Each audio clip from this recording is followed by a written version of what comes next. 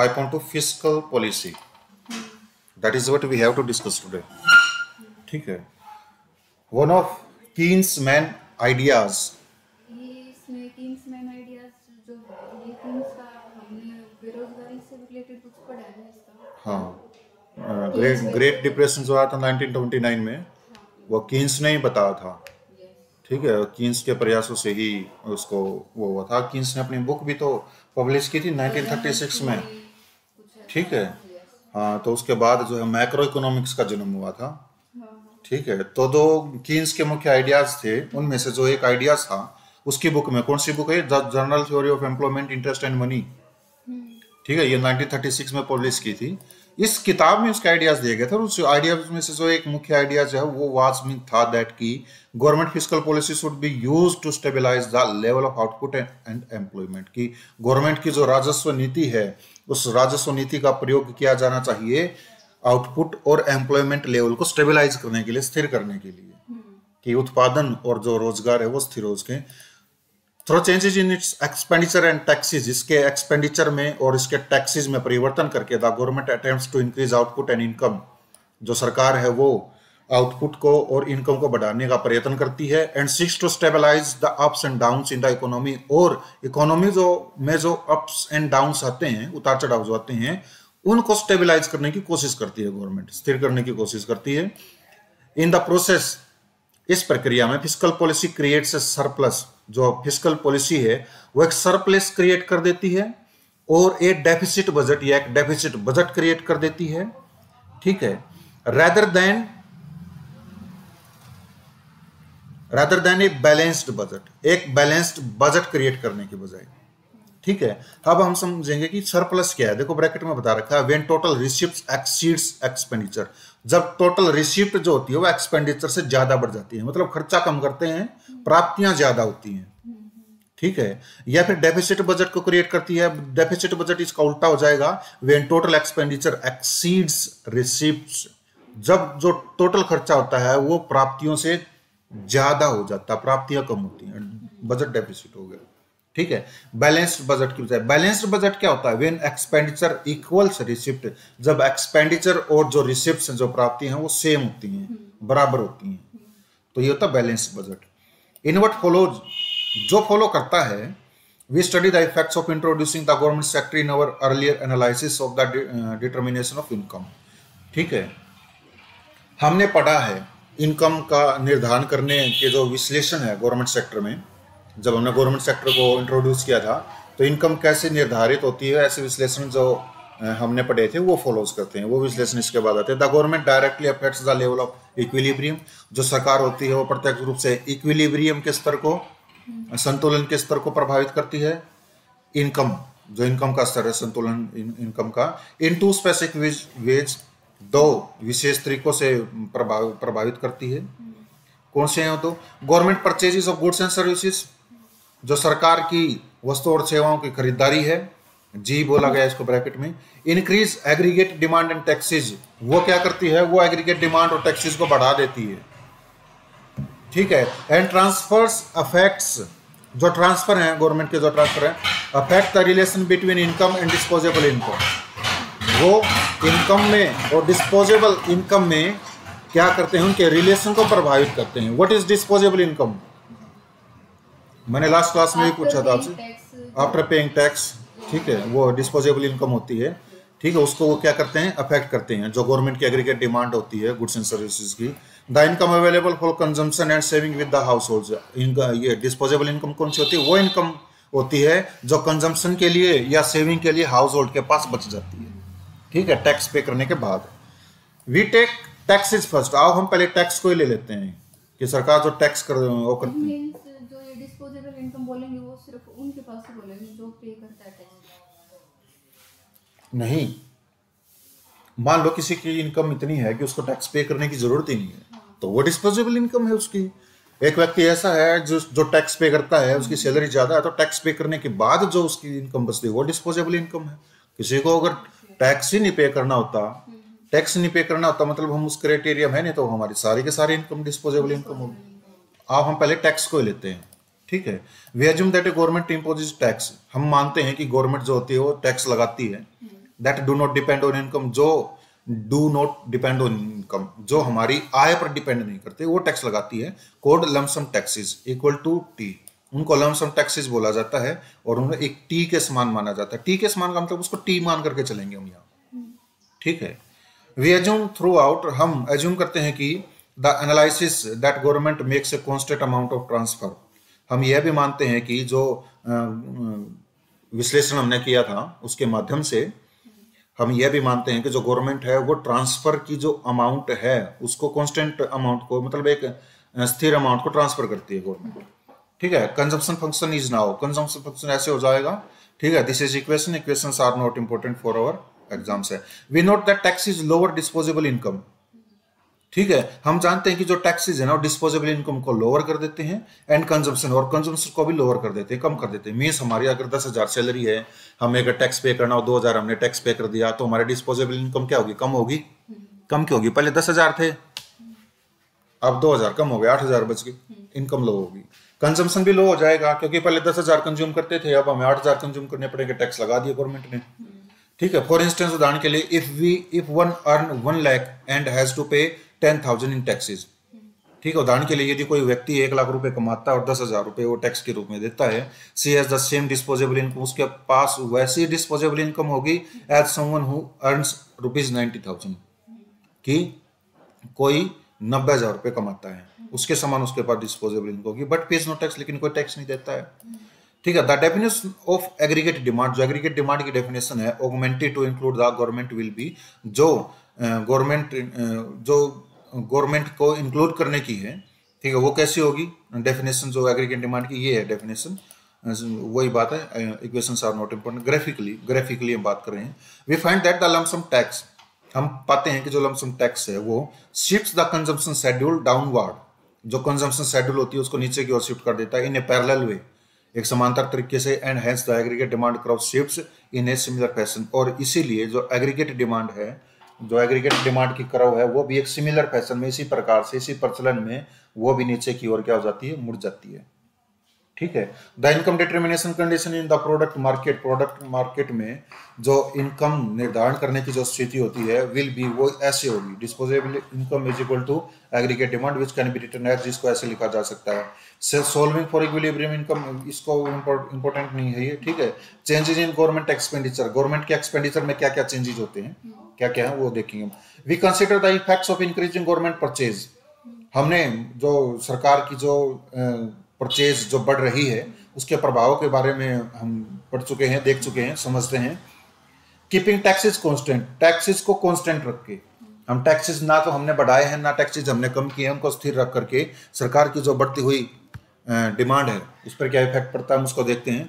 When ji exceeds T, जब government की demand बढ़ जाती है टैक्स से, the government runs A deficit, जो गवर्नमेंट है उसमें डेफिसिट हो जाता है, घाटा हो जाता है, ठीक है। टैक्स से डिमांड बढ़ जाती है, घाटा कैसे हो जाता है? क्योंकि टैक्स से तो गवर्नमेंट को रिसीव होगा, रिसिप्ट मिलेंगी, और गवर्नमेंट की जो डिमांड उससे क्या होगा? उससे एक्सपेंडिचर होगा।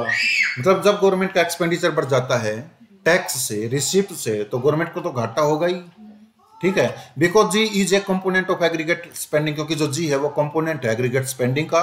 Planned aggregate expenditure will increase, जो एग्रीगेट एक्सपेंडिचर है जिसकी योजना बनाई गई है वो इंक्रीज हो जाएगा, बढ़ जाएगा, ठीक है। The aggregate demand schedule shifts to up to AD, जो एग्रीगेट डिमांड शेड्यूल है वो एडी तक बढ़ जाएगी, ठीक है। At the initial level of output, जो आउटपुट का प्रारंभिक स्तर था उस पर डिमांड एक्सीड सप्लाई, जो डिमांड है वो सप्लाई से ज्यादा बढ़ जाती है। एंड फर्म्स एक्सपेंड प्रोडक्शन, और जो फर्म्स हैं वो अपने प्रोडक्शन को बढ़ा देती हैं ताकि उसको इक्विलिब्रियम किया जाए, कमी को पूरा किया जा सके। The new equilibrium is at E, जो नया इक्विलिब्रियम होगा वो ई पर होगा, वो जो मैंने वो जो बोर्ड पे बना करके बताया था ना वो ई पर हो जाएगा। द मल्टीप्लायर मैकेनिज्म, जो मल्टीप्लायर मैकेनिज्म है चैप्टर डिस्क्राइब, जो चैप्टर 4 में डिस्क्राइब किया गया है, इज इन ऑपरेशन, ऑपरेशन में आ जाएगा। Government spending multiplier is given bye, जो गवर्नमेंट की स्पेंडिंग है मल्टीप्लायर वो नीचे दिया गया है। इक्वेशंस आर नॉट इंपॉर्टेंट, ठीक है। Figure 4.5 government expenditure increase from G to G and causes equilibrium income to increase Y to Y, ठीक है।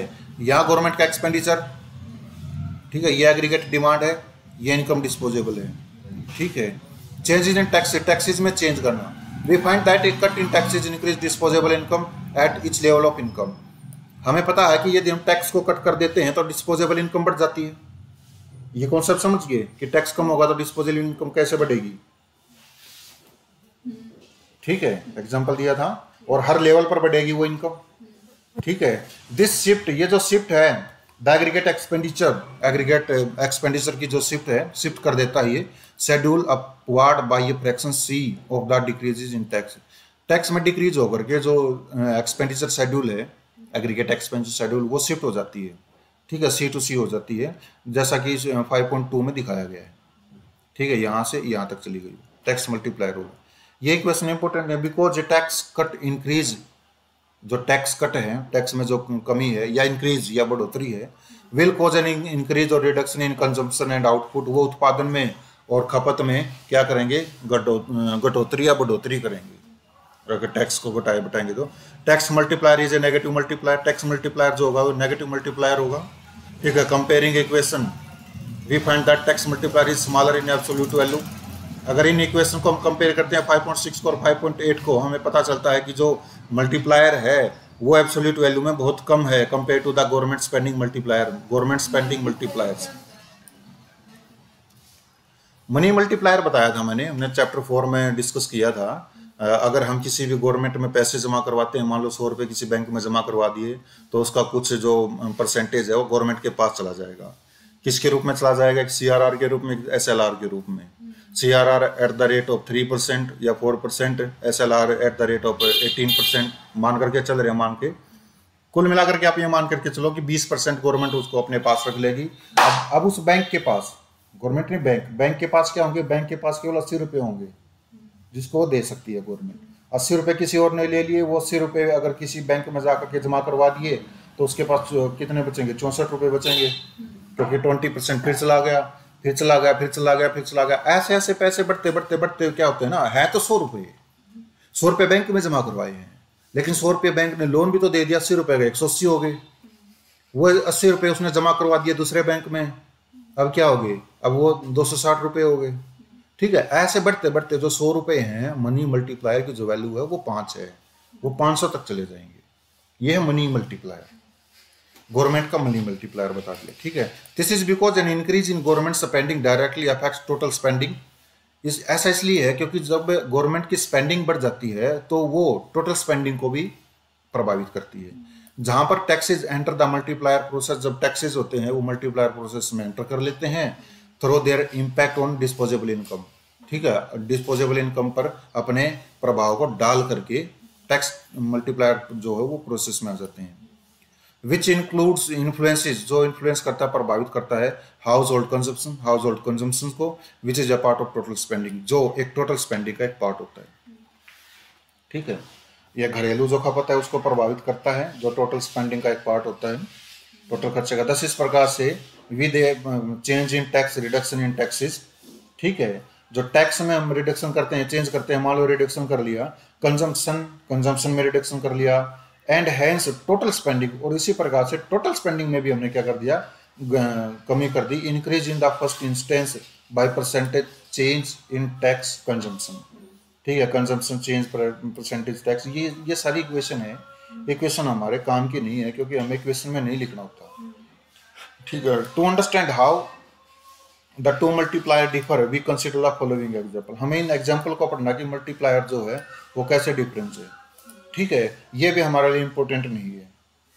ठीक है, ये टैक्सेस दे रखे, why the poor man crying suggested measure to wipe off his tears, उसके आंसू पोंछने के कोई मतलब मेजर्स बताओ, कदम बताओ, क्या क्या कदम उठाओगे।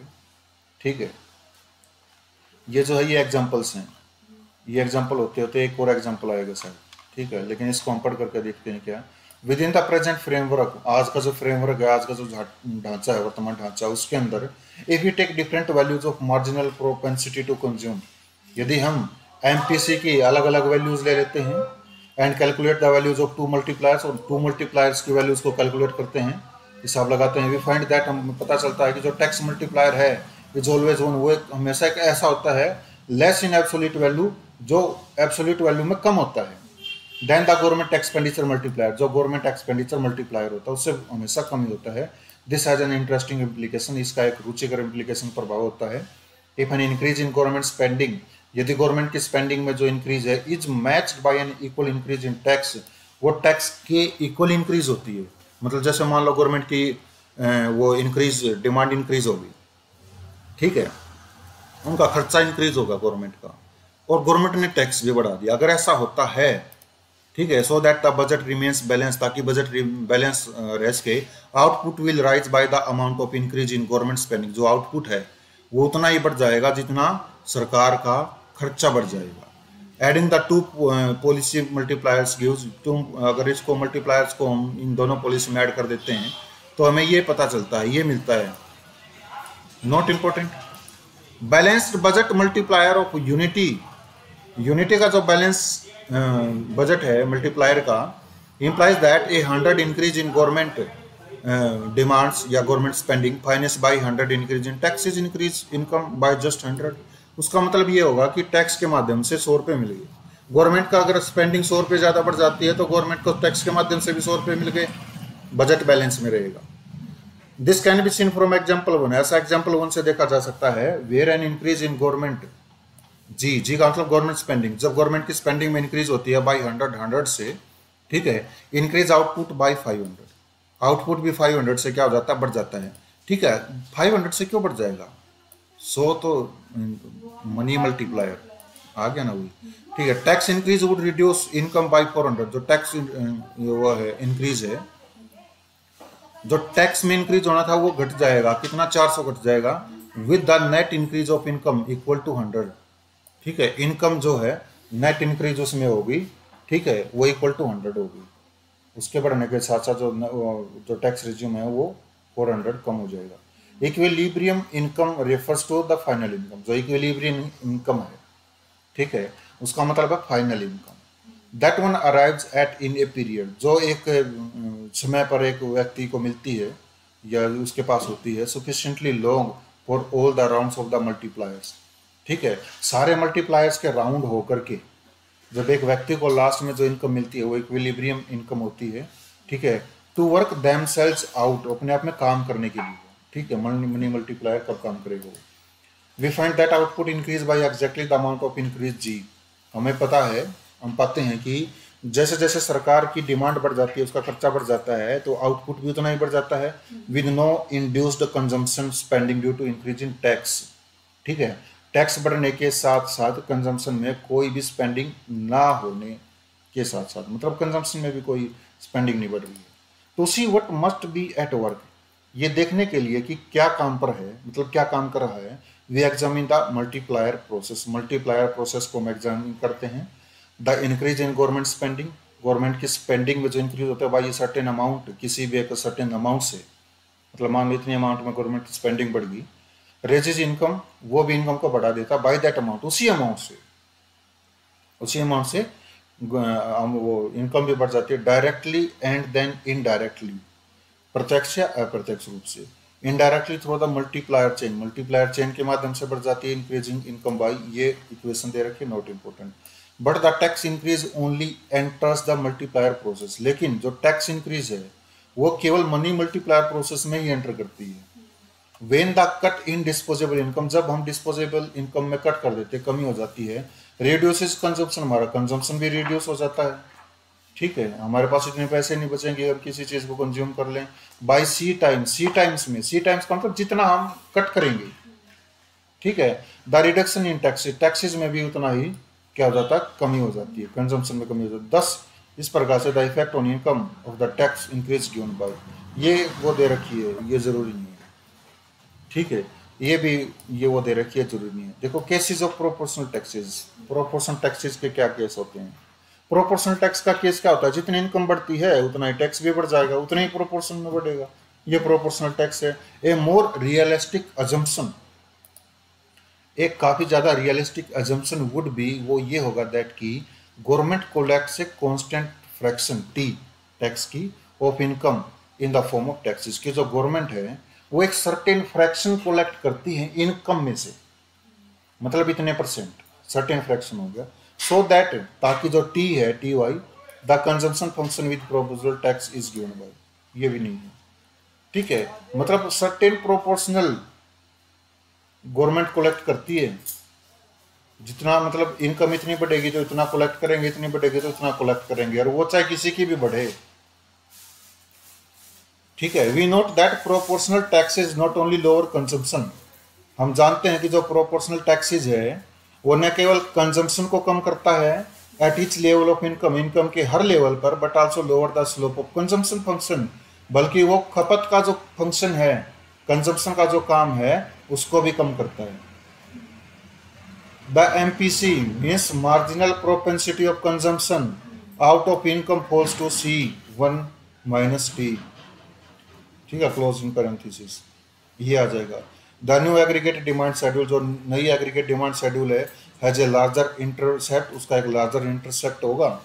ठीक है, but is flatter as shown in figure 5.3, जैसा फिगर 5.3 में दिखाया गया। ये इक्वेशन है सारी।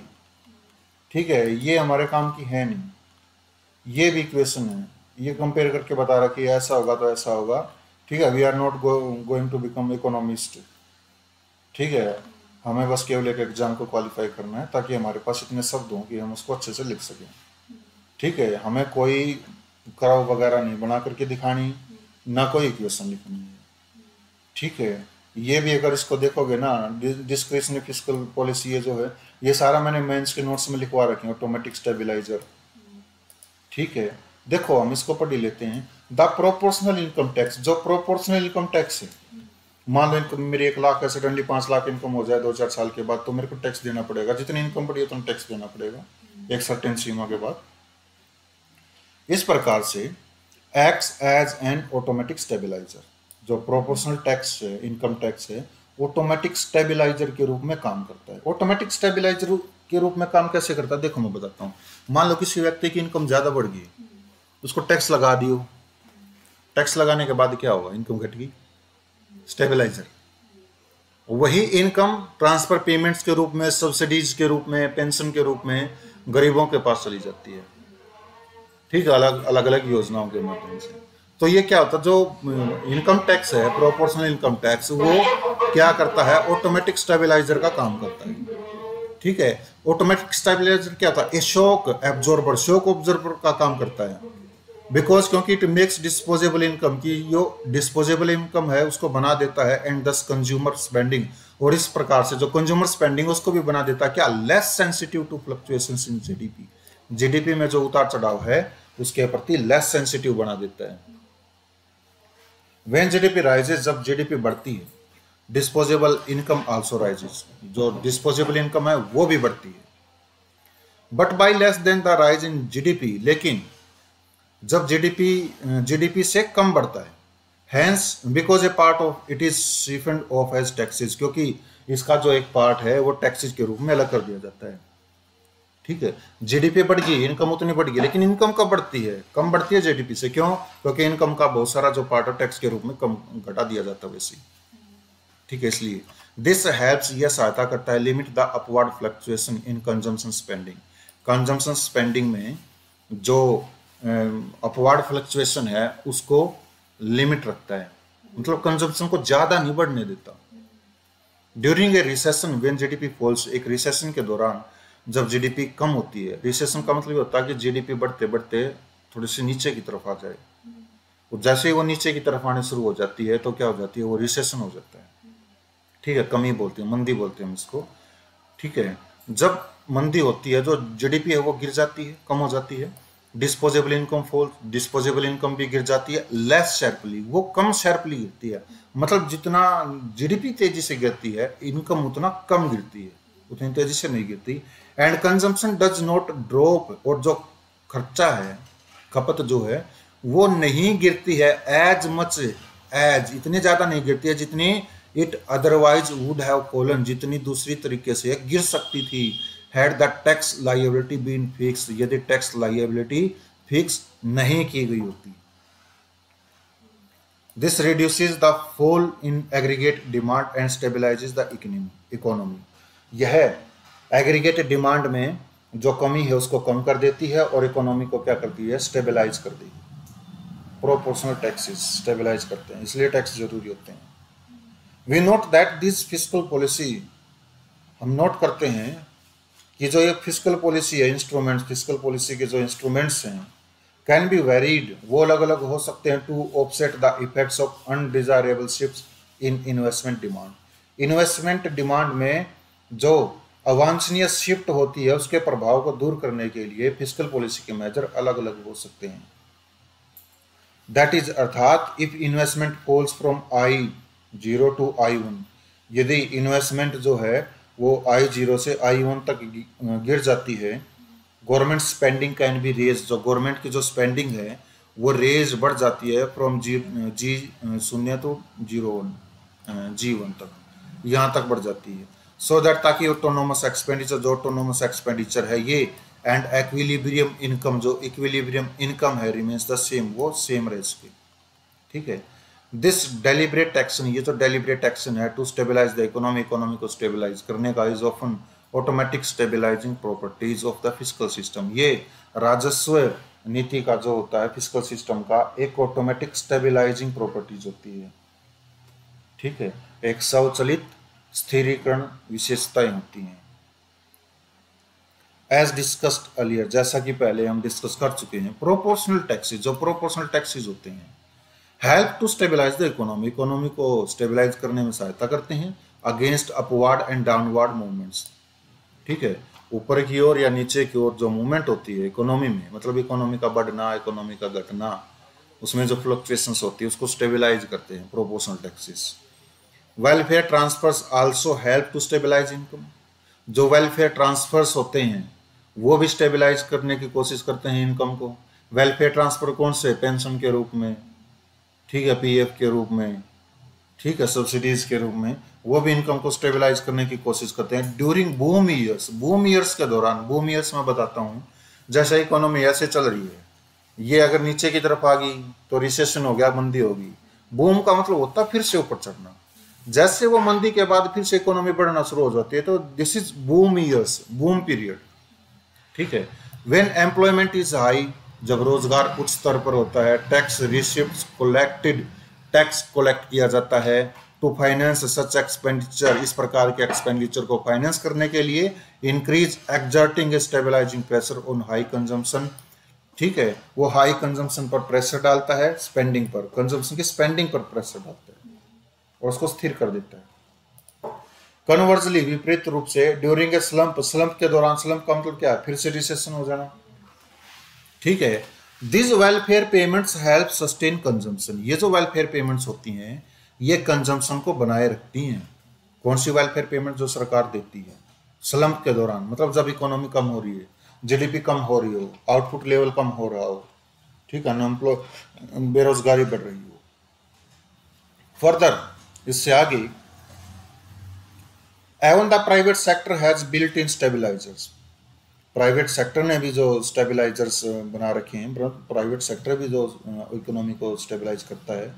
कारपोरेशन मेंटेन देयर डिविडेंड्स, जो कारपोरेशंस हैं, बड़ी बड़ी कंपनियां जो हैं, वो अपने डिविडेंड्स को मेंटेन रखती हैं in the face of A change in income, यदि इनकम में चेंज हो जाए, इसको शामिल करने के लिए, ठीक है, इसको इसका सामना करने के लिए, ठीक है, वो अपने डिविडेंड्स को मेंटेन रखते हैं in the short run, short run में।